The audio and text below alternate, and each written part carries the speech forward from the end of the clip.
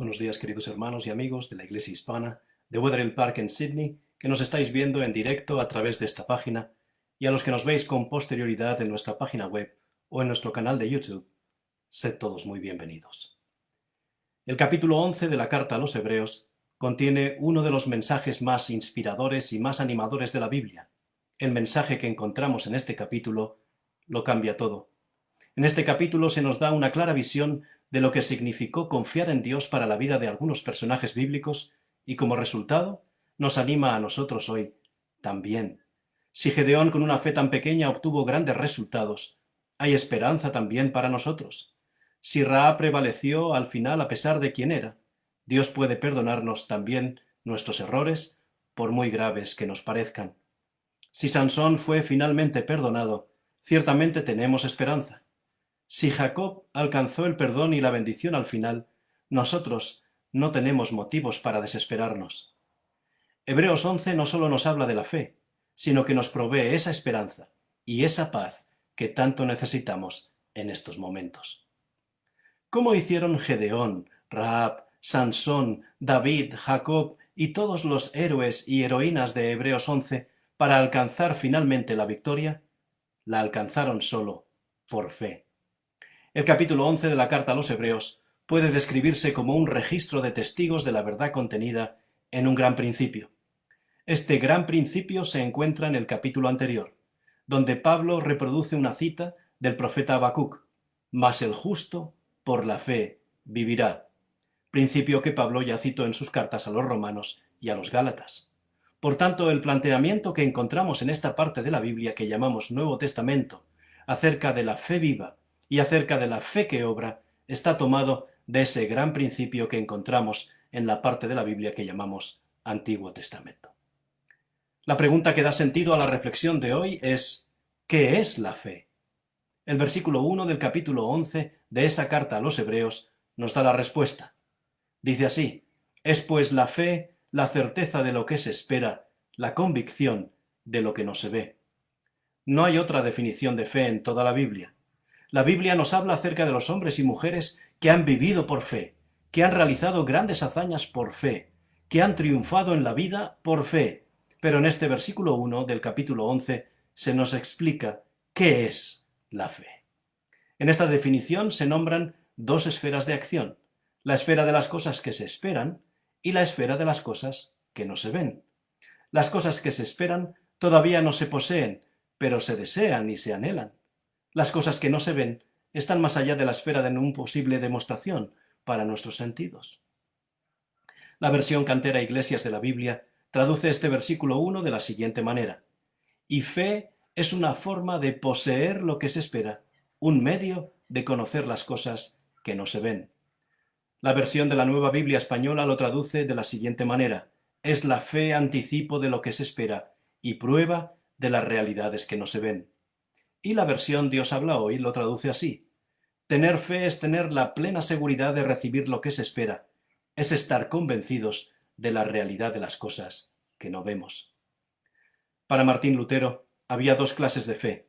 La primera es la fe acerca de Dios, aquella que me induce a creer que lo que Dios dice es verdadero.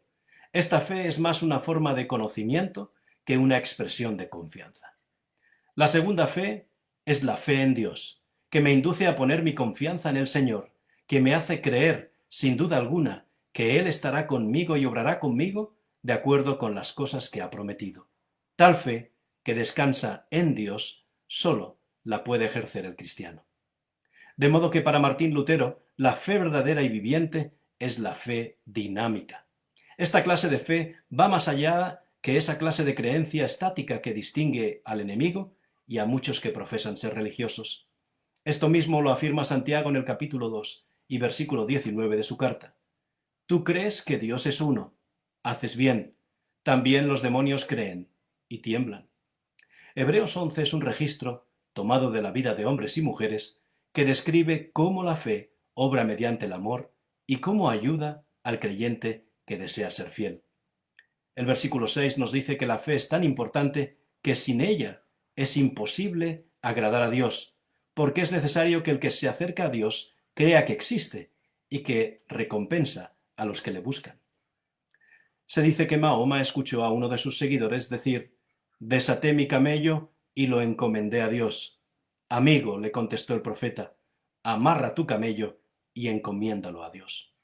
La fe, una creencia de palabra, debe estar acompañada por las obras, una creencia de hechos. Hebreos 11 nos ofrece múltiples ejemplos de cómo obra la fe. Las increíbles proezas registradas en este sorprendente capítulo fueron realizadas solo por fe.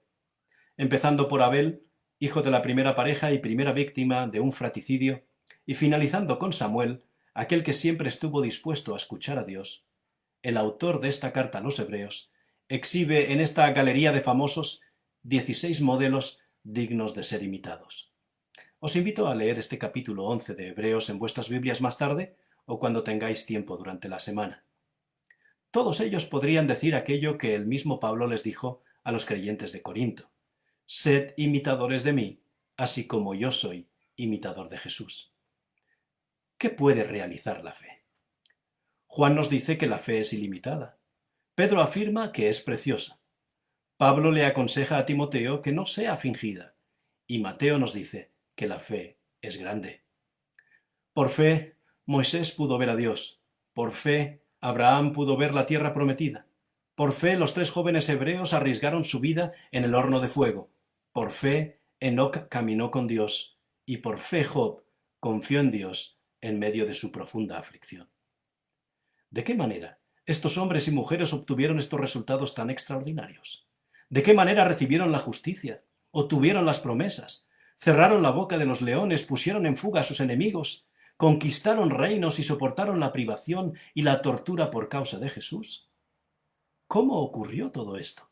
La respuesta se encuentra en esa fuerza poderosa provista por Dios que llamamos fe. Una palabra empleada nada menos que 23 veces solo en este capítulo 11 de la carta a los Hebreos. Veamos ahora algunos de los ejemplos que nos presenta Pablo acerca de cómo se manifiesta una fe dinámica. El versículo 7 nos dice: «Por la fe, Noé, cuando fue advertido por Dios acerca de cosas que aún no se veían, con temor preparó el arca». El arca fue preparada para salvar a todo aquel que creyese en las palabras que Noé recibió de Dios. Pero ni la lluvia ni diluvio alguno se había visto hasta entonces. ¿Por qué un arca?, se preguntaba la gente, si nunca ha caído agua del cielo y las únicas aguas que conocemos son las de los ríos y las de los mares. Fue una verdadera prueba de fe, pura y simple. El tiempo probó que Noé había hecho lo correcto. El tiempo demostró la fe dinámica de Noé. El tiempo confirmó que Noé había hecho lo que tenía que hacer. El versículo 8 nos dice: «Por la fe, Abraham, siendo llamado, obedeció para salir, y salió sin saber a dónde iba». Antes de saltar, tenemos que asegurarnos a qué tipo de suelo vamos a saltar. Esto es sabiduría popular. Pero la fe, que es más sabia que la sabiduría popular, nos dice: Dios conoce el futuro, por eso confía en Él y sigue adelante. Abraham salió de su tierra y de su parentela mostrando su fe dinámica y descubrió la Canaán terrenal, figura de la Canaán celestial. Dice el texto porque el mismo Abraham esperaba la ciudad que tiene fundamentos, cuyo arquitecto y constructor es Dios. El versículo 27 nos dice: «Por la fe, Moisés dejó Egipto, no temiendo la ira del faraón, porque se sostuvo como viendo al invisible». Moisés oyó y obedeció la voluntad de Dios cuando le llamó a ejercer el liderazgo para la liberación de su pueblo de la esclavitud egipcia. Moisés eligió identificarse con su pueblo de esclavos, ejerciendo esa fe dinámica, antes que gozar de los placeres y comodidades que la vida de palacio le podía ofrecer. Pero lo más interesante es que estos personajes notables vivieron en los tiempos del Antiguo Testamento, es decir, no tenían el ejemplo de Jesús para imitarlo y para reproducir su vida. El modelo existía en la profecía, pero todavía no en la historia. Estos personajes llegaron a ser semejantes a Jesús en su carácter y en su fe dinámica. Y Pablo, inspirado por el mismo Espíritu, los puso juntos, en este capítulo, con su propia generación y con nuestra generación de hoy. Cuando llegamos al final de este capítulo 11 de Hebreos, el apóstol Pablo nos recuerda algo que es importante. Dice así en los versículos 39 y 40. Y todos estos, refiriéndose a los héroes y heroínas de la fe, aunque alcanzaron buen testimonio mediante la fe, no recibieron lo prometido, proveyendo Dios alguna cosa mejor para nosotros, para que no fuesen ellos perfeccionados aparte de nosotros. ¿A qué se está refiriendo Pablo? ¿Qué cosa mejor preparó Dios para nosotros? El libro de Hebreos es el libro de las mejores cosas. Mejor sacrificio, mejor sacerdocio, mejor pacto y mejores promesas.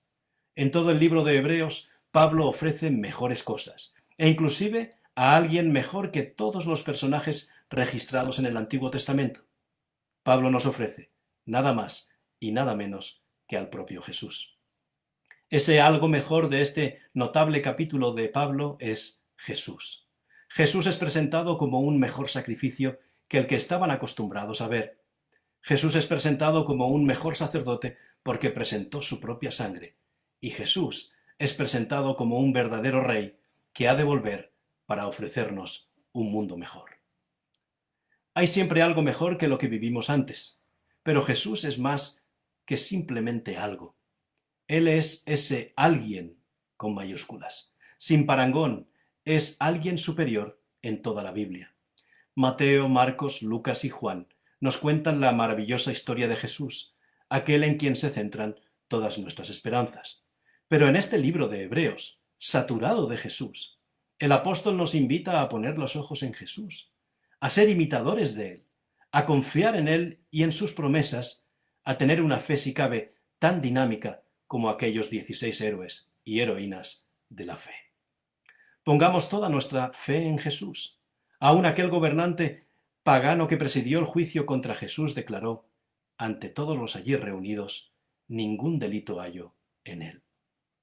Pedro, contemporáneo de Jesús y testigo ocular de su vida perfecta, exclamó, pues para esto fuimos llamados, porque también Jesús padeció por nosotros dejándonos ejemplo, para que sigamos sus huellas, el cual no cometió pecado, ni se halló engaño en su boca, quien cuando le insultaban no respondía con insultos, cuando padecía no amenazaba, sino encomendaba la causa al que juzga justamente, quien llevó él mismo nuestros pecados en su cuerpo sobre el madero, para que nosotros, estando muertos a los pecados, vivamos a la justicia, por cuya herida fuimos sanados.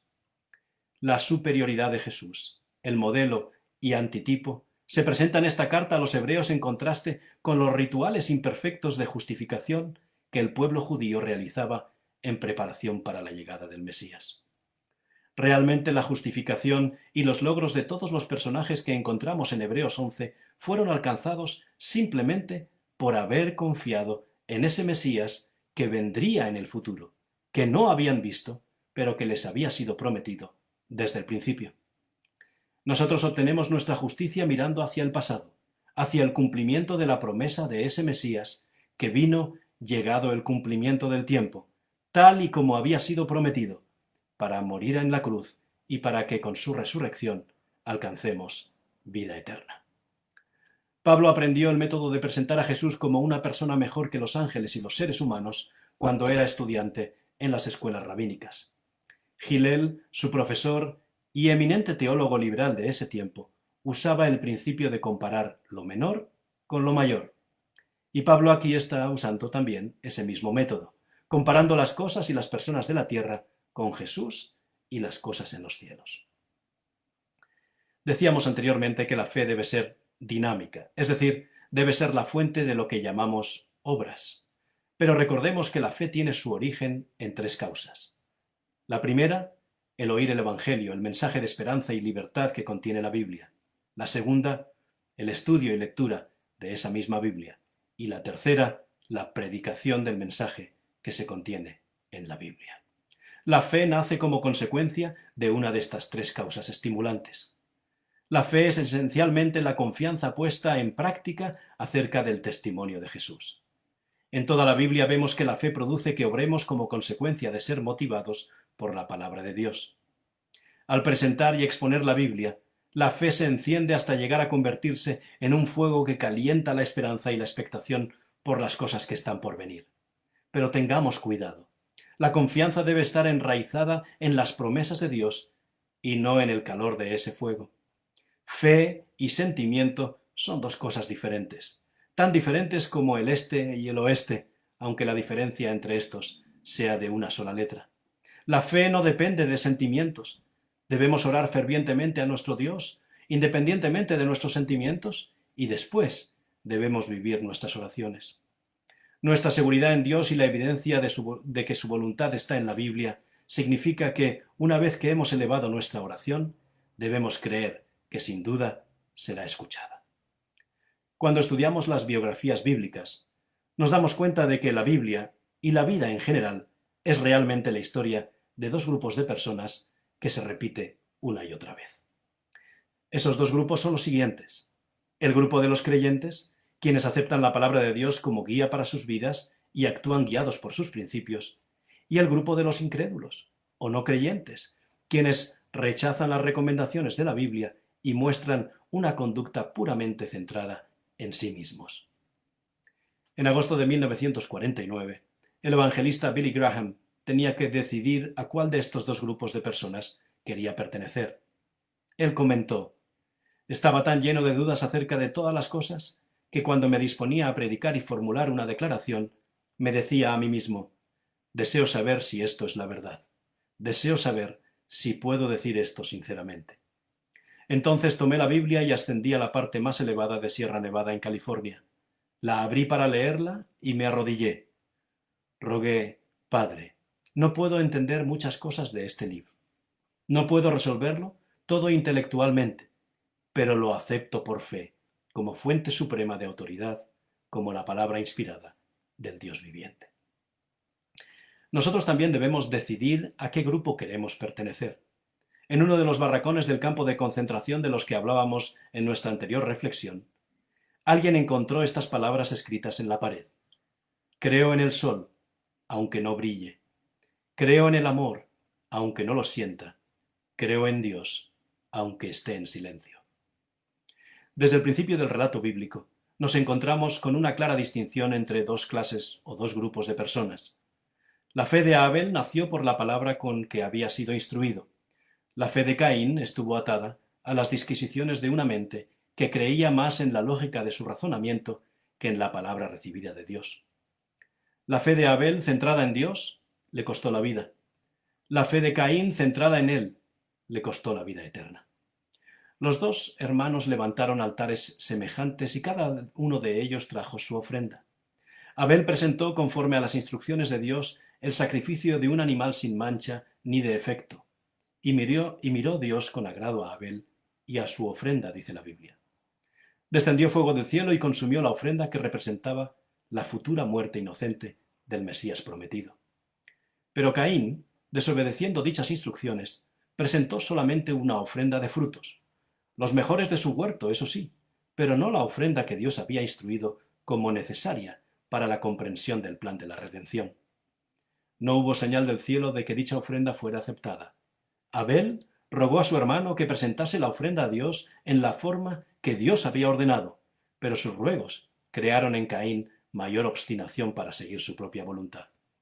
Como Caín era el mayor, no le pareció nada bien que le amonestase su hermano menor, y por supuesto no escuchó su consejo ni las recomendaciones dadas por Dios. La Biblia es la historia constante de ambos grupos. La historia del rey David y del rey Saúl, del rey Josafat y del rey Acab, de Mardoqueo y de Amán, de Ruth y de Orfa, de Pedro y de Judas, de Pablo y de Demas. ¿Qué tuvieron en común Josafat, Mardoqueo, Ruth, Pedro y Pablo? La respuesta a estas alturas de la reflexión es bastante obvia. Tuvieron fe absoluta en Dios. Respetaron en sus vidas las promesas y las recomendaciones de Dios. Pero a diferencia de estos, Saúl se olvidó de confiar en Dios y en su voluntad para guiar su vida. Acab despreció el mensaje del profeta enviado por Dios. A Orfa le faltó la fe de su cuñada Ruth. A Judas le falló su calculado razonamiento humano. Y Demas abandonó a Pablo en busca de las satisfacciones momentáneas que le ofrecía este mundo. El fin del tiempo que Dios dio a este mundo se está aproximando muy rápidamente. Hebreos 11 fue escrito para que podamos contemplar todo esto por anticipado. En los versículos 35 al 37 del capítulo anterior, al dirigirse Pablo a los judíos cristianos que esperaban el retorno del Mesías, como lo hacían los tesalonicenses y otros creyentes de la primera iglesia, les dice lo siguiente: no os desaniméis ni perdáis la confianza. Vuestra confianza será ricamente recompensada. Mantened vuestro enfoque y continuidad implementando los métodos de Dios en vuestras vidas, y recibiréis todo lo que Él ha prometido, porque en la gran historia del universo queda muy poco tiempo hasta que el que viene a buscarnos vendrá y no tardará. Pablo les urgió a no desmayar ni volver atrás. Si continuaban creyendo y confiando en las promesas por fe, serían salvos. Estos versículos fueron dados también para los cristianos de hoy, de nuestro tiempo, porque la segunda venida de Jesús está hoy más cerca que en los tiempos apostólicos. Dios no nos ha abandonado como no lo hizo con los héroes y heroínas de la fe de los tiempos bíblicos, porque Él cumplirá todas las promesas que profetizó. ¿Qué fue lo que motivó que los grandes hombres y mujeres de la fe vivieran vidas transformadas y consiguieran proezas extraordinarias guiados por Dios? Pablo nos dice que fue por fe y mediante la fe. Así triunfaremos también nosotros al fin. La actividad de la fe no ha pasado de moda, está en pleno funcionamiento y continuará operando hasta que el propósito de Dios se haya cumplido completamente en la historia del ser humano. Revisemos esa definición de la fe de Hebreos, porque la fe se basa en el futuro y en el pasado. Dice el texto: es pues la fe, la certeza de lo que se espera, la convicción de lo que no se ve. Es decir, solamente por fe y mediante la fe podemos estar convencidos de lo que no se ve, es decir, de que lo que ocurrió en el pasado es verdadero, y tener la certeza de lo que se espera, es decir, de que lo que ocurrirá en el futuro es verdadero. Aquellos 16 hombres y mujeres de la fe de Hebreos 11 recibirán lo prometido y nosotros aún tenemos la oportunidad de recibirlo también, porque no solo es fiel el que lo prometió, sino que el justo, por la fe, vivirá. Que Dios os bendiga abundantemente en esta semana.